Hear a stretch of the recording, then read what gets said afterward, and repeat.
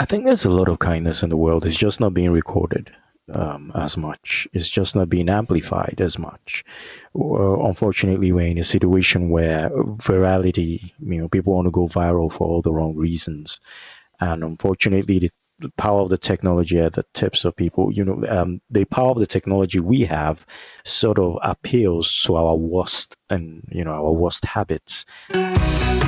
Hi, and welcome to 5 Random Questions, the show where every question is an adventure. I'm your host, Danny Brown, and each week I'll be asking my guest 5 questions created by a random question generator. The guest has no idea what the questions are, and neither do I, which means this could go either way. So sit back, relax, and let's dive into this week's episode. Today's guest is Tony Doe, an audio content strategist with years of experience on air, in production, and management for multi-format radio stations.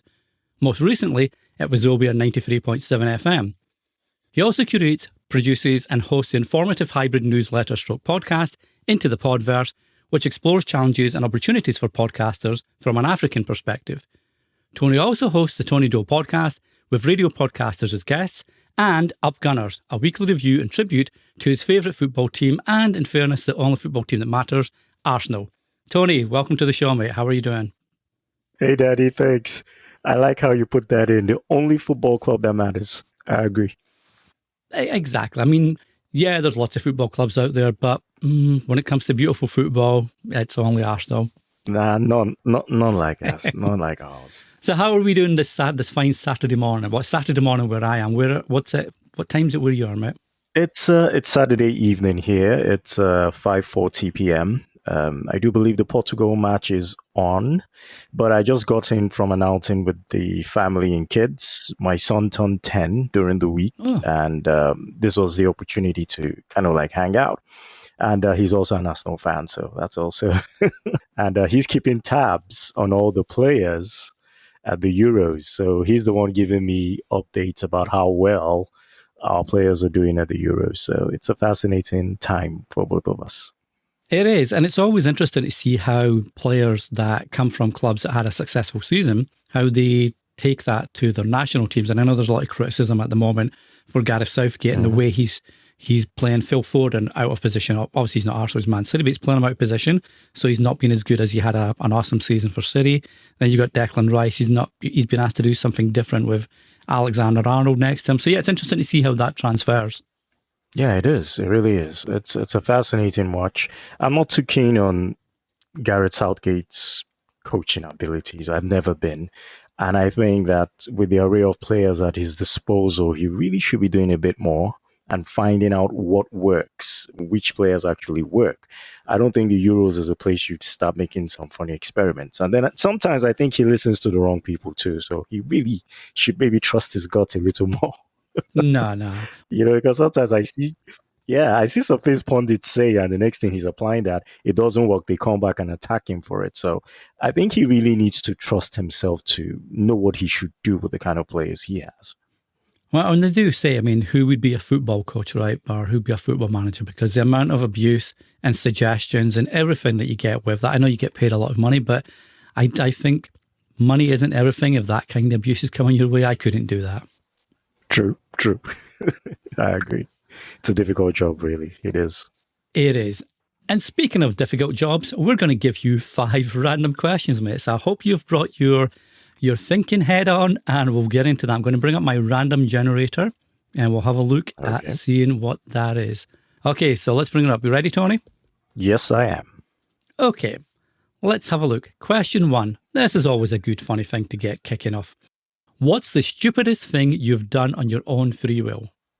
I would have to say is the most recent thing I've done. I had this external hard drive, about 1 terabyte, had all my tools, my shows, even my movies and music, and I clicked on quick format, and I lost everything in less than 2 seconds. So I still don't know how I did it. I just know I moved my mouse and that happened. I'm still trying to find out why. Oh my God. How much stuff was on there? That's a big amount of memory. A lot. of stuff, a lot of stuff, because when I scanned the hard drive to see if I could recover the files, it took almost 4.5 hours just to scan. And right now, the hard drive is actually with an expert who's trying to help me retrieve, and I'm being told it could take up to 2 weeks if I'm lucky. So, yes, I feel terrible. There's so much a quick format can do. So please be careful. Next time you're right clicking on your drives on your Windows PC, if you use Windows PC, avoid anything that says format. Please just avoid that. Now, is that all your stuff? So like your podcast and your radio, your media stuff, or was there some personal stuff on there that now your wife is That was looking my at you? workstation. Oh, all right. No, that was basically my workstation. Fortunately, what I do is some media files that the rest of the family enjoys, I'm quick to extract those into a separate drive that they use, especially the ones with the series and stuff. But this was my work drive. I took it with me because I was out of town for a while. I was trying to transfer some files into a smaller USB, and I didn't know when I didn't pay attention to what I did. So I haven't forgiven myself yet. I think that's why I have the twitch in my right eye. So yeah. That'll be there until that 2-week period is over and you can see if it can be like recovered. Yeah, I hope so too, because I've really been trying not to think about it and just acting like nothing happened. Exactly, and not to pile on that, and I apologize in advance, but at least it was your work stuff, because if that had any personal mementos and that's divorce material right there, mate. I'd be with your wife on this. Yep. That's as close as it gets. I'm really hoping that it's just work stuff too, but as I said, I have a habit of backing up personal stuff, so I've just not been thinking about it. Yeah, just yeah. Fingers crossed for you, mate. Yeah. And a good lesson there. Automation is great and it can help us and everything, but just look before you leap, I guess, when it comes to, okay, yeah, I'll get that, I'll clear that up now. Good luck with that, man. And all seriousness, good luck. I know I just got talked about divorce, etc. That was a flippant comment. Good luck with that, mate. Thanks, man. All right. Are we ready for number 2, Tony? Okay, let's go. Let's have a look what's going to pop up. Question number 2. Oh, now I swear, listeners, this is 100% random. I mean, Tony saw me hit the random generator button, but yeah. So, okay, Tony, this is a perfect question as a follow-up from question 1. Do you ever want to just walk away from technology? Yes, for as long as possible. I was lucky. Where I was, there was that sort of opportunity. I could just get into a car, drive somewhere far off and just stare into the river Ethiopia and not think about anything. But yes, I really felt like that. And I think I'm really going to maybe spend the next week detoxing. Yes, I want to. I really do. And what's your what's the area? Because obviously the area you live in, you're in like a city, but what's it like? How far do you have to drive or to get out of that, to get into sort of just good old wide open land and get away from everything? Okay, usually what I do is when I want to get away, I get out of the state entirely. And leaving Lagos State to Delta State is roughly 8 to 10 hours if the roads are good. If the roads are horrible, that takes me like 12 to 13 hours. And the first thing I experience when I'm out of Lagos is the serenity of the other state. I think we cross about 4 states before I get to that state. And it's the serenity, is the fact that everything is a little slower. If people are getting up at 4 a.m. in Lagos to try to beat traffic, people are waking up at 7 o'clock and then just taking walks to their offices, and they're right there in like 10 minutes. My sister stays in that state. So while my mom, when she passed away, that was also where she was buried. So I used to take the kids on holiday. In the last 2 years, we'd go there, spend some time, and just chill. I mean, I came back, even my wife was like, "You're looking a lot better than when you left, but you were supposed to go work." Because what I went to do actually was have conversations with pastors in the region over how they could use podcasting to amplify their messages. Because Delta State is one of those regions where churches really have a lot of activity. A lot of them pay for airtime to run their shows on radio. but I was showing them that there was another way they could actually archive and make things happen. So my sis is like one of the leading pastors in the community there. She spoke to some of them, and they came out. We had fun. And there are about 5 or 6 podcasts launched that I'm really excited about. So I'll be going back again, and then taking up a new set of participants. So it was fun. I did it for like 2 days, and then I ended up spending a whole month, out there just taking in the scenery. I had a few things to attend to regarding my mom's estate, but basically it was just chill. So that helped until the accident.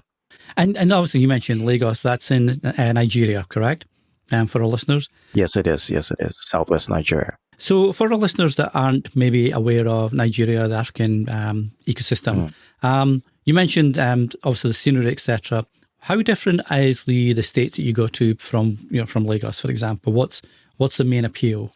Lagos is basically the commercial nerve center of the entire country. It was once the capital of the nation itself. So there's a lot that goes on in Lagos. And sometimes you're being told, if you're outside Lagos, if you're into tech, if you're into music, if you're into serious business, if you're not doing it in Lagos, then you're probably missing out. So there's a chokehold. There's a massive population in Lagos, about 20 million upwards and counting. And then lots of facilities here. This is where all the main tech companies are nested, especially the international companies as well. This is where they all are. And then they branch out to other states. So Lagos is the nerve center of the entire nation. If it's not happening in Lagos, people are like, are you serious? So, that's basically it. That's basically it. And then everywhere else, it's like just like more laid back because it's not as industrialized, maybe? Yeah, and I'm hoping that changes, because the truth is a lot of states have potential to actually grow. When I was programs manager at Wazobia FM, it was in another state, in Anambra State in the southeast. That's roughly 12, 14 hours drive as well. And there was a lot of business, there's a lot of commerce there. The Igbos, one of the major tribes, of which I'm one, are very industrial people. So you find that there's a lot that they do there, but they have to still ship that commerce to Lagos. So there's a lot going on in other states that could work if there's how would I put it now? It takes political will, and then it does take some will on the part of the people themselves to want to have that sort of, would I call it an autonomy, but a sort of control over what their own ideals should be. So there's plenty of potential. When I went to Anambra then, and I saw the kind of personal houses people were building, I was shocked. I was like, the quality of these houses here are even better than the quality of some of the houses in Lagos. So there are pockets of individual brilliance in different places, but people still feel that the cluster and the community for success still has to be dictated by Lagos. And I hope all that changes real soon, because I had to get out of Lagos to really be like, you know what, I want to see what else is happening out there. But it's really just a mind state thing. People in Lagos are always in a hurry when they really shouldn't be. And I found out that the same amount of energy or even less I could put out in another state and still achieve some measure of success. It's the way I think. It's the way I apply how I think. So I'm really hoping that all the states open up. Of course, things that can improve that will be better roads, like I just said. Flying is really expensive these days, but that's usually the fastest way to get around. It's about 30 minutes, 45 minutes by air to each of these places. But if the railroads are better done, if the roads are improved, if the airports are better arranged, and the local flights are more competitive, then we really should be seeing these things happen in all these other places as well. And I know when we spoke, I used to have another podcast. We were speaking in the green room before recording, and I used to have another podcast that you were, kindly a guest on. And we spoke then about the infrastructure and the opportunities for African podcasting. But it sounds like there's also a big opportunity for infrastructure, etc. Yeah. With the right approach. The right approach really would be government policies meeting people's needs as well. One of the things I've seen happen is there's a lot of fast thinking. There's a lot of innovative thinking in terms of tech, in terms of utilities and stuff. But the gap between the technology and access for the regular people is really too wide. There are certain policies that have to be in place to make sure that people who need this technology and have access to this technology can actually function within the economy. We're still going through issues with power, for instance, and at this stage, we really shouldn't be having those kind of discussions. All my life, nearly 46 years of it, we have this phrase called up NEPA.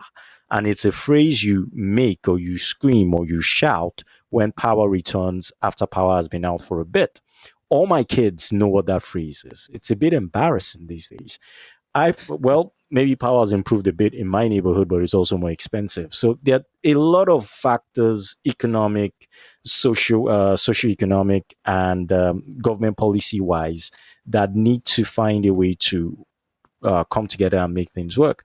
There are workshops. I see a lot of workshops. I see a lot of seminars, government led, private infrastructure led. So there's a lot of talk. I don't see as much action, matching up. But yes, government policies have to meet the people where they are so that access to these technologies really shouldn't be a luxury. No, I hear you. I know. Not so much here. I mean, we're fairly lucky, but we live in a little village, and it can be a bit sketchy for transportation and all that kind of stuff. So I hear you on a smaller scale from this end, obviously. Yeah. Alrighty. So question number 3. Let's hope it's not another technology one, because that was, as I mentioned, that was 100% random. So let's hit this next question generator. Okay. So Tony, question number 3. If you were home on a rainy Sunday afternoon, what movie would you most want to see on television? Ooh, that's happened a lot. It would be a classic. It would be a classic, and it's going to be funny when I mention it because it turned out to be one of my favorite movies. I'll say Singing in the Rain. Gene Kelly, yes, Singing in the Rain. Gene Kelly, yeah. I saw it again recently. There had been an improvement on the on the visuals, so it was digitally improved, and it was just lovely. Introduced it to the family. My wife fell in love with it too, so it was great. Saw it a long time ago on British television when I was a kid, and then it ended up on cassette somehow. And my mom brought it from one of her trips, and I watched it till the tape cut. Yes, I did. So being able to see it again, digitally improved, it was exciting, and I had to get the family to see it too. So yes, maybe, yeah, Singing in the Rain. Do you ever see that movie? I can't remember what it was called, but it had Gene Kelly in it as well, and I love Gene Kelly. We used to watch, like when I was a kid, my parents would always watch, old movies. Well, they were less old then, but old movies for me as a kid, like 5-6-year-old boy. Yeah. But we used to watch a lot of Gene Kelly movies, and there was one that I remember where he did a dance routine with Jerry from Tom and Jerry. Oh, really? Yeah, so they'd animated it, and it was like so ahead of its time for mixing animation and live action. Yeah, and I can't remember if Tom was involved too, but Jerry was there, and they did a whole dance routine, and Gene Kelly was doing his kicks that he does and swinging around, and Jerry was ducking underneath his it's amazing. It's so good. Oh, wow. Yeah, Google that. Show it to your kids. I will. Because it's just amazing. So why that movie in particular, out of the classics that you could maybe pick, why that one, do you think? I grew up watching a lot of classics, and somehow I found myself doing that again. I'm doing a James Bond run all over again. When I started watching James Bond as a kid, Roger Moore was everybody's favorite, and he was the one more prominent on the screen. So I was excited to see him, and then there were arguments then as a kid that no, Sean was the much better James Bond, and then Timothy Dalton came, and everybody was like, nah, he's too dark, it's not working. And Pierce Brosnan came, and I was like, okay, not too bad. I liked Craig because he was different from everyone else, but seemed to have a bit of what Sean had. So I just told myself, you know what, do this for yourself. Leave all the pundits alone. Sit down and start watching everybody from the very beginning. So I started again. I started with Dr. No. I've done From Russia with Love. I'm about to do Goldfinger. And if it wasn't Singing in the Rain, it'd probably be a James Bond movie, but I'm not sure which one yet because right now it's just brand new for me. And if it's not Singing in the Rain, I have a thing for Coming to America. There was a time I could actually lip sync the entire movie. So yeah, if it's not Singing in the Rain, then it's Coming to America. That was an awesome movie. Did you ever watch? I wasn't so sold on the second one, the sequel. What about you? No, I wasn't either. I don't think it was necessary. The only thing I looked out for, though, was to see how well put those who survived, looked. So it was kind of nice to see James Earl Jones again, still, still funny with that smile of his. John Amos really aged. It was just good to see Eddie Murphy do something again. I don't know. I don't know what it is about him, but I actually find myself looking forward to Beverly Hills Cop Axel F. I like the fact that he can still bring something old, make it his, and we'll still love him for it, even if we don't enjoy the entire package, but we will love Eddie Murphy in it. So I think that worked for me. Coming to America was basically just seeing Eddie again and just loving Eddie, for what he did. But of course, scene two, yeah, I had to bring back one for the kids to understand, what really happened. And then there was a lot more in one, especially with the multiple roles that Eddie played that they didn't think, he was like, oh, you mean Eddie Murphy used to do all this before all these new cats? I'm like, yes, he used to. He set the pace. So the barber character in the first movie. Oh, it was brilliant. Amazing. It was brilliant. Amazing. And that blew, I knew he did a lot of characters, but that blew me away when I found out that was actually Eddie Murphy because I thought it was someone else. And then obviously the credits come up and I thought, wow. Hey there, Danny here. I hope you're enjoying this episode of 5 Random Questions. If you're loving the fun as much as I am, I've got something extra special for you. The Question Master membership. As a premium member, you'll get ad-free early access to every episode. But that's not all. You'll also be able to submit your own random question to be asked in an upcoming episode and spark the next great conversation. Plus, there are even more exclusive perks waiting for you as a question master. So, if you want to take your 5 random questions experience to the next level, head over to 5randomquestions.com/support to sign up and become a question master.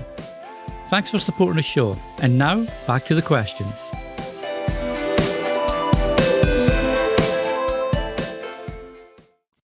So obviously, we hear it here. Tony loves the rain when he's got these long drives from Lagos out to another state. He loves it raining outside so he can start singing Gene Kelly songs. Singing in the rain, just singing in the rain. So we're now up to almost 80%. We're getting through this like the old First We Feast show. Okay, so let's bring up question number 4. Let's hit that random generator, Tony, and see where we go with this one. Ooh, that is an interesting one. Okay, Tony, question 4. If you had unlimited resources, how would you live your life? I think I have a bit of a voyager in me, so I would travel as often as I can. I would go to places, learn new things, eat new food, and just keep traveling. I think I have that in me. Yeah, I'll travel the world. What would be your top 3 places, do you think? It will be somewhere in the Caribbeans, first of all. I might do Jamaica first. But there are also countries that I think I might be interested in, like Guyana, Barbados. I have a friend in Barbados, so I'm hoping he would have a reason to invite me over. But I would do the Caribbeans because of the connections with the motherland, kind of. I'm curious to know how some of our cultures and languages were able to evolve over the years from the slave trade era to now. And I used to hear a lot of stories because my mom traveled a lot, so I hear stories about how some languages exist as other languages but are very similar to the languages we speak here. So I'd like to see how that happened and how they keep up with it, and how people are able to live with a lot less, It's almost as if that people who live in those places and who find joy in the little things are not bothered with the kind of things those of us exposed to too much technology, are bothered with. And the air, the water, the food, the people. Yeah, I would really love to travel the world. And would you, if you had unlimited resources, so obviously money's going to come into that, would you buy any stake in Arsenal? Oh, definitely. No, that's a problem. In fact, we've been having a conversation in the family. The kids want to go see the stadium, so I'm really hoping I can make that work as soon as possible. Definitely, and if I can get Joey to be in the academy as early as possible, I will get him up there. Definitely. No, that's a top priority. It is. Awesome. And then fingers crossed you can get out to it, because it looks, I've never been myself, but it looks an amazing stadium. That's one of my bucket lists, is to get to the new Emirates. It does. I had my niece go visit, but she's not an Arsenal fan. She's a Chelsea fan. Got to work on that one. Okay. She's beyond me now. I can't do anything about that. She got that from my mom, who was a Chelsea fan too. So yeah, you're allowed one in the family. We are. Okay, Tony, we're almost in the home. Well, we are in the home straight. Let me correct myself. We're coming up to question number 5. You ready to take this one out, mate? Okay. All right, let's see what we got. Okay, I like this. And I think I know the answer, but I'm going to ask you anyway, mate. Question number 5, are you willing to give the shirt on your back to someone who needs it the most? Definitely. Yes. I've been in situations where I've had to do that. I've also been in situations where people have done that for me. And it's a definite yes. It's not, it's a shirt. It's a shirt, and somebody really needs it, then why not? Yes, it's the simplest form of kindness you can actually even exhibit. I think my body is not too bad. I have a dad bod, so I can walk around a bit without a shirt, without feeling too embarrassed. I've earned it, so yeah. Yeah, and I'm wondering, do you feel, we talked about technology obviously earlier in the episode, do you feel that technology is maybe reducing people willing to do that? Or do you think that we're only seeing more of the worst behaviour in people, and there's still amazing people out there? We just, because clicks on social media are driven by, negativity. Do you feel that's something that's an issue overall in the world? Or do you think there's still kindness in the world, like majorly kindness? I think there's a lot of kindness in the world. It's just not being recorded as much. It's just not being amplified as much. Unfortunately, we're in a situation where virality, people want to go viral for all the wrong reasons. And unfortunately, the power of the technology at the tips of people, the power of the technology we have sort of appeals to our worst and, our worst habits. I'm hoping that can change over time. So I think it's one step at a time. I think people who do good should really start amplifying the good they do. There's a lot of modesty and humility, and so it gets lost in the conversations. For instance, I'm dealing with a challenge here in Nigeria. Every ridiculous utterance or every seemingly stupid point of view is quickly amplified as a podcast.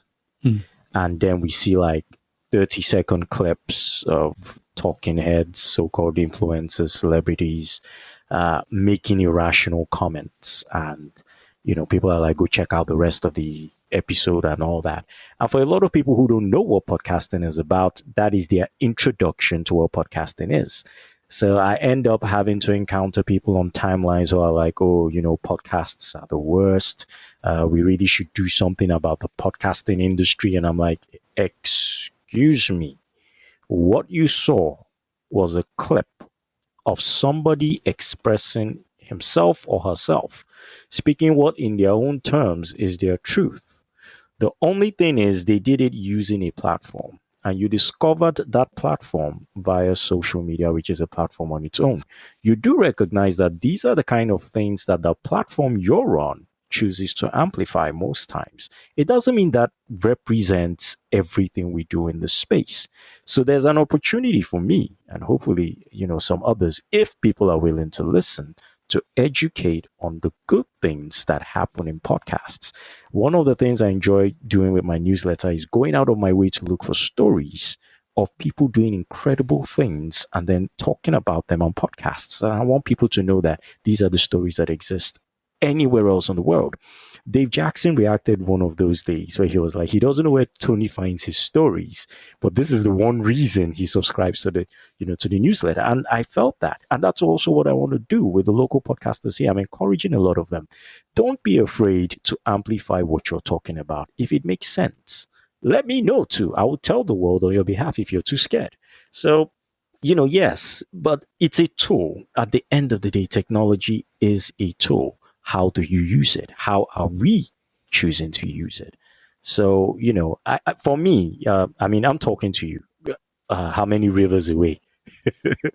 And this is what technology has done for me. I don't think there's any other way we could have met if it wasn't for one, the fact that we both love podcasting, and two, we found each other on social media. So there are good things to this. Let's just keep amplifying those kind of stories. And over time, those negative ones will be suppressed. And I think that's the important thing, like you mentioned. There is obviously a lot of negativity and a lot of lies and, alternative facts of certain politicians in the US like to call it. And it is important to get both sides. And yeah, we might not agree with what's been said, but it's important to make sure that that's countered with other opinions and then hopefully educate people so they can make educated guesses, educated decisions around what they should be looking and listening to, etc. So I think that's a great example of, what technology can and can't do. But yeah, I like that. I like that a lot, mate. And so speaking of, I've put you through the ringer here. That's been an interesting 5 questions that went here and there and there and there. So I enjoyed this episode a lot, mate. In fairness to my guests, I always allow, that's a horrible word. It's like putting me up as a dictator. You can ask me one question. I always love having my guests ask me one random question to balance the ratio of the question. So, Mr. Tony Doe, what's your random question for myself? My random question is The Acolyte really a good series? It's different. I enjoy it. I paused there because it's funny. I was like, I think on the first episode with my guest Fuzz Martin, we were on about Star Wars and the Acolyte, etc. So I just made me pause there because I was thinking back to that conversation. I enjoy the Acolyte. It is very different. It's a more paced story, so it's not. You have to realistically invest yourself into it being slow build up, and the pacing can be off a bit because the first episodes were pretty short, like 30 minutes, less than 30 minutes. I think the most recent one, episode 4, was only, if you take out the intro and the outro credits and that, it was only 19 minutes long, which is crazy. Whoa. The third one was really good, my favourite so far. But it's getting a lot of hate online, and I feel I'm an original Star Wars fan. I went to see the first movie as a boy in 1978 in the UK. So I've grown up with Star Wars, and I'm a firm believer that it's for everyone. And if you like some parts, you like that. If you don't like some parts, you don't like that. But the amount of hate that I see now and the pure vitriol goes back to your point that people have a platform and a voice and they use that to put down where they can. The Acolyte's not for everyone, but I enjoy it. I think it's doing a good job of expanding the lore behind the Force, but that's also what's upsetting people. Oh, well, you can't do that because the Force has been around for centuries, blah, blah. Don't call it something else. So yeah, I would, if you enjoy Star Wars and you enjoy storytelling that builds, let me clarify that, storytelling builds because it does need a bit more investment, I feel you'd enjoy the Acolyte. It's not super loads of action so far. Maybe it will be in the second half of the series, but I would recommend it. I'll check it out as soon as I can. I just came off Bad Batch, so I'm trying to give myself some time, soaking it all in. I really, really enjoyed Bad Batch. I did. Yeah, Bad Batch. I love Bad Batch. That was Star Wars at its best, I feel. It had like characters you really cared for. Even though they're animated, you seriously cared for the characters. Great storytelling. Yeah. And it closed really well. I thought the finale closed it. Beautiful. That was the best part of it. It'll be interesting to see if Omega pops up down the line in live action, maybe, or any of the Bad Batch guys. I just hope they won't. Nah, let them leave it that way. I kind of like it. I don't know, because how would the real life versions really look? Let's not forget that each and every one of them is being voiced by the same person. That is true. Yeah. So that's insane. That's insane. And I'm trying to study his style, and because even though it's the same voices, there's still a nuance to each and every one of the characters, and that's a very rare skill. You sound the same, but you're pulling your words in a different way to help us understand that it is really someone else, talking. So it was a great production, great cast, great talent. It was amazing. And speaking of amazing, Tony, you've been an amazing guest, my friend. Always enjoy chatting to you. For people that want to check out your podcast, what you do in media, the newsletter, anything at all to do with Tony Doe, where's the best place to connect, find you online, etc.? I think I'm busy on LinkedIn. I'm busy on LinkedIn than anywhere else these days. I don't know if it's an age thing, but maybe I sort of find it hard to cope with the pace of Twitter these days. And then Facebook got on my nerves, so I left them alone. So yeah, LinkedIn, Tony Doe or Tony Onwuchekwa. If you search for Into the Podverse on LinkedIn, it should pop up my name as well.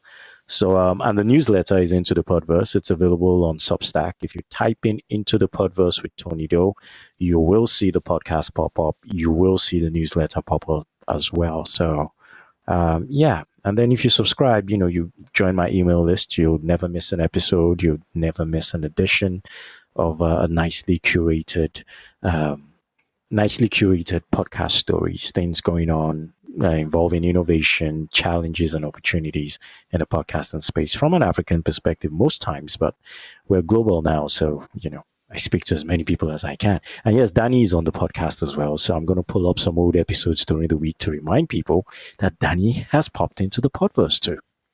I have, and I appreciate that. And I would recommend, much like Dave Jackson, who's a solid guy and knows what he's talking about when it comes to podcasting, I would highly recommend subscribing to Tony's newsletter. It's very informative, as Tony mentions, a lot from the African perspective, which is awesome because it does educate the rest of the world on a space that we rarely hear about. But it's a fantastic resource, so I highly recommend that. And I will obviously put the links to all of that in the show notes. So whatever app you're listening on, make sure to check the show notes. I'll link straight out to Tony and where you can find him. Thanks for listening to 5 Random Questions. If you enjoyed this week's episode, be sure to follow for free on the app you're currently listening on, or online at 5randomquestions.com. And if you feel like leaving a review, well, that would make me happier than that time Archie Gemmill scored a wonder goal against Holland at the 1978 World Cup for Scotland. Scotland don't have many great moments at tournaments, so you can imagine the happiness levels I'm on about here. But seriously, if you want to leave a review or recommend the podcast to your friends, that would make my day. Until the next time, keep asking those questions.